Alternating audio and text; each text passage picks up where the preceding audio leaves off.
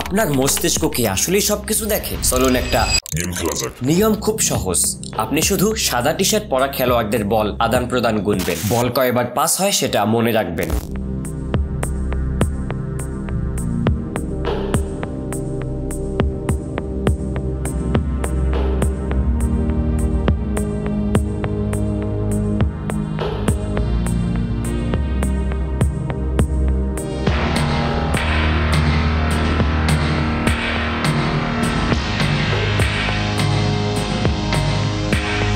তো আপনি কতবার গুনলেন?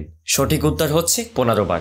কিন্তু আপনি কি খেয়াল করেছেন মাঝখান দিয়ে একটা গরিলা চলে এসেছিল? হ্যাঁ, একটা গরিলা মাঝখান দিয়ে হেঁটে গেছে, কিন্তু বেশিরভাগ মানুষ এটা দেখেনি। কেন? এটা হলো সিলেক্টিভ অ্যাটেনশন বায়াস। যখন আমাদের মস্তিষ্ক কোনো কাজে পুরোপুরি মনোযোগ দেয়, তখন আমরা আশেপাশের স্পষ্ট জিনিসগুলো মিস করে ফেলি। 1999 সালে এই পরীক্ষাটি প্রথম করেন ড্যানিয়েল সাইমন্স এবং ক্রিস্টোফার শেভরিস। এটি প্রমাণ করে যে আমরা যা দেখি তা সবসময় বাস্তব নয়। আমাদের মস্তিষ্ক শুধু সেই জিনিসগুলোকেই ফোকাস করে যা আমরা দেখতে চাই।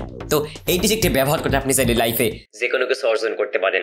যাই হোক, আপনি কি আসলেই গরিলাটি খেয়াল করেছিলেন নাকি না? কমেন্টে জানাতে কিন্তু ভুলবেন না।